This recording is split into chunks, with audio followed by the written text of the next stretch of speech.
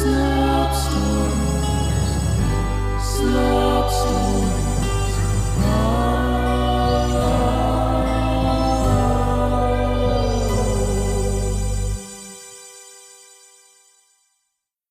Slop Stories presents Skyfarms and the Downing of Strogger Field by Tim DePaola. All farm hands on deck. This is an unlikely occurrence. Fager, Strogger, Neighbour and Prance. The flats are on us and we have the upper hand, Bellowed the voice of Admiral Mervyn through the tinny speakers connected all throughout the 4 massive Skyfarms, clashing with blaring alarms, distant explosions, and blasting engines. Was the last sentence confusing for you? I get that. No troubles at all. Please let me explain. In the distant future, farming on the ground level of the Earth became obsolete. With 3D printed food on the rise, the land was needed more for server farms than sustenance farms. The fields were scorched, the crops lost, and the farmers scorned. However, not everyone was willing to eat 3D printed food, and slowly but surely the demand for farm fresh fare had skyrocketed. But with nowhere left on the ground to grow and let pasture, the farmers had to look to the skies. As world peace had already been achieved, the giant airships that had once caused such strife found new life as sky farms or high ranches. As there was no longer a need for giant airborne military bases, they were bought up by the farmers for a fraction of their worth and converted into fully functioning farms, ranches and vineyards. Many farmers chose wind technology to power their ships. Some decided on methane methods from their livestock's deposits. Others self-fueled with their own corn's oil. And after a while the crafts took to the sky to begin their ploughing and sowing in peace. Although peace between nations had been found, harmony was quickly forsaken in the clouds. With no regulations, rules or honour, the farmers quickly began a fierce competition to win restaurant and supplier contracts. Sabotage was the key to success in the Sky Farm world, and many savvy saboteurs disabled key components of their competitors' vessels. This practice was halted after a pig farm, the Swine Prince, was deactivated over a large metropolis, destroying miles of city and killing hundreds of thousands. After the falling of the Swine Prince, there were finally some regulations put in place. In the US, where our story takes place, the high ranches were forced to move all operations above the Midwest, and were subject to massive group fines if another ship were to crash into any metropolitan area. That is when the sabotage came to an end, and alliances were formed. Farmers that raised livestock would team up with those who grew crops, finding the perfect balance to supply the desperate need for the farm fresh fare. Large farm fleets became the norm, with sometimes up to 6 high ranches working together to deliver orders to restaurants and grocers. When the alliances developed, so did the politics, and the farm fleets were ruthless. Chicory Flats was a 20-farm alliance led by Captain Cherry Chicory, an 8th-generation farmer, and she was feared in the skies. The fierce redhead was in her mid-40s, and mercy was not in her wheelhouse. She was the farming equivalent to royalty. Her family had dominated the egg industry back when farming was still earthbound. Captain Chicory led her Sky Farm, the Early Bird, and the other 19 under her command with an iron fist, and anyone in her path to wealth and domination was handily discarded. She would use old naval techniques to surround and conquer any Sky Farm that her fleet would come across, using harpoons and carbon fibre ropes to lock down the farms and board them. Once the harvest or livestock were taken, the captain and workers of rival farms were marched into her engine rooms to toil for the rest of their lives.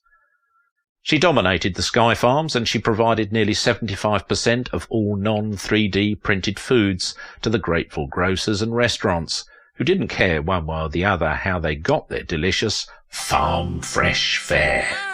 Of course, there were a few farms able to evade the Chicory Flats, and even a few alliances. One such alliance was Mervin's Four, a small fleet of Skyfarms in perfect harmony. Stock, veg, poultry and fish, each farm had their speciality, and Mervin's Four had carved themselves a nice chunk of business in the skies of South Dakota.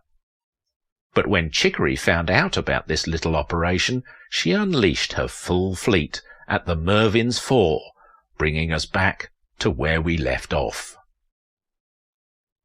You heard me. All farm hands on deck. We've prepared for this moment. All the four of us, Skyfarms and high ranches. Each person who has given everything they have to keep our fleet airborne. Remember your training and we can overcome the Chicory Flats and avenge those that have been taken before their time. They are on us and we have the upper hand, roared Admiral Mervin, once again filling the skies with his tinny voice through old metal speakers. The farmhands all raised their fists and gave out a hurrah, very loyal to their admiral who kept the fleet flourishing. After the bout of camaraderie, they returned to their posts and prepared to defend themselves against the largest fleet in the skies, the Chicory Flats. Below deck, the packers continued dropping flight crates full of their fleet's fare to the customers below, nearly unaware of the imminent attack on their ship. The packers never had time to stop, as vast numbers of tubes constantly delivered eggs into baskets, meat onto butcher paper, and vegetables into chilled containers. No matter what happened, the orders had to go out. Some people on the ground really didn't enjoy printed food. No. Chicory Flats began separating into 4 different units, beginning an offensive manoeuvre that Admiral Mervin had both expected and prepared for. Thanks to some intel from a rogue chicken cruiser, Mervin knew that Chicory always surrounded her prey. He had an idea, and now was the time to execute it. Unbeknownst to Captain Chicory, a small squadron of maintenance helicopters had appeared at her farm's stern. They began using their silo-filling pipes to jam her engines with unripe potatoes and beets, and when they were 80% blocked, they alerted the Admiral. Now! Mervin ordered, only to the speakers on Strogger Field, the largest high ranch under his command. Armed with only a skeleton crew and the harpoons from the other 3 ships in the fleet, thousands of spikes flew from Strogger Field directly towards Captain Chicory's flagship, the Early Bird, each equipped with extremely powerful metal cables. The harpoons walloped all over her ship, each one striking true and attaching tightly, connecting Strogger Field and Early Bird with an unbreakable bond. Admiral Mervin watched this with glee and then pressed the Strogger button on his radio setup once again. Cut the engines! He yelled ferociously. Captain Tillman made a crossover himself and shed a single tear as he pressed the emergency cut-off button in the motor room and immediately fell to his feet as soon as the engines abruptly grinded to a halt. Strogger Field began to fall towards the earth, and everyone in Mervin's Four was grateful to their fellow farmhands for sacrificing themselves for the greater good. The weight of the high ranch pulled the massive Early Bird down, and Captain Chicory furiously screamed at her engineers on the bridge to keep the farm in the sky. Captain, engine capacity only at 15%. Now 13%. Captain, we won't be able to keep her in the air. We need...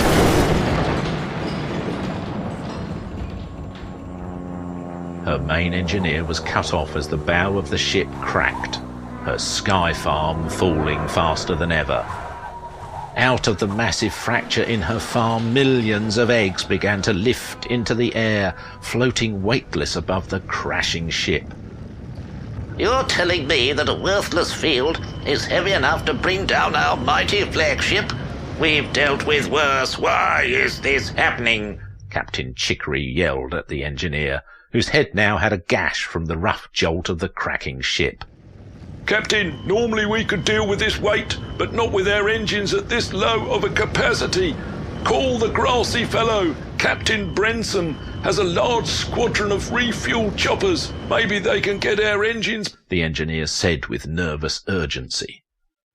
Captain Chicory dove for her radio communications board and began jamming her finger on the grassy fellow's comm button. She looked up with misery in her eyes. Comms! She yelled. Captain, all communications are off. Another engineer began to tell her as all of the glass in the bridge shattered, sparks flying from their computer terminals, screams resounding from all around. The engines were now completely clogged, and the early bird was falling faster now than Strogger Field itself. The millions of eggs floating above her ship were now being collected by the maintenance copters, farmhands screaming with joy as they gathered more eggs than they could produce in a year. Captain Chicory looked at them with grim hatred and walked off of the bridge without a second glance. Captain, wait! Where are you going? Captain, we need you! An engineer begged, realizing she wasn't turning back. The others in control of what was left of the early bird began frantically searching for parachutes, finding only 3. They looked at each other, teeth bared and hands on their holsters. Captain Chicory ran to a golden silo with a rooster weather vane at the top, spinning as fast as the copter's blades. Once inside, she tapped a code into a keypad on the wall, and a command chair and console rose from the floorboards. She latched a seatbelt, flicked some switches, and disengaged the silo from her Skyfarm.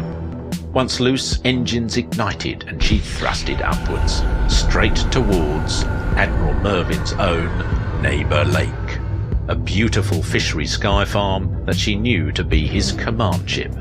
She typed a few strokes into her console, and red lights started flashing across her face. Said a robotic voice, followed by a robotic chicken cluck.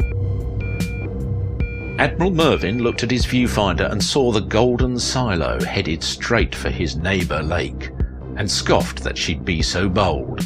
And stupid. He pressed a brown button on his comm panel and smiled to himself. Release the sty.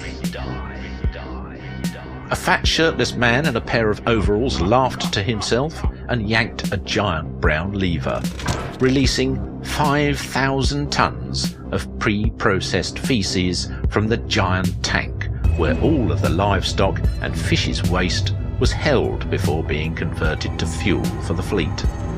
The brown wave splashed downwards towards Chicory's silo, completely engulfing it in the scalding and stinking reek.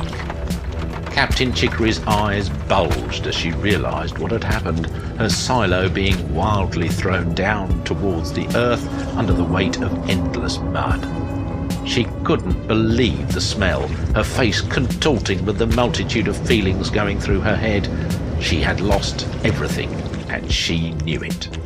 Her silo crashed back onto the deck of the early bird, and the self-destruct exploded what was left of her ship and sent the wave of poop hundreds of miles in either direction. Luckily, Admiral Mervin had commanded Strogger Field's engines to be turned back on, and with the momentum of the blast, the high ranch was able to get back to altitude, cutting the cords connecting it with the destroyed flagship. Captain Tillman's sacrifice was rewarded with keeping his ship and being promoted to Vice Admiral later that day. All of the other Skyfarms in the Chicory Flats had seen their cowardly captain's actions and decided to disband and go back to roaming the skies as free agents. The Mervin IV had persevered that day, and peace had been achieved in the skies of the Midwest. In a rural town in South Dakota, a young man was riding his bike along the river and heard a loud crash in the sky.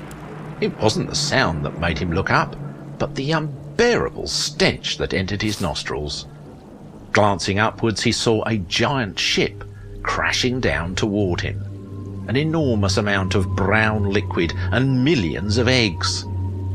He rang the bell on his bike twice, dismounted, and laid on the ground, looking up at the repulsive sight.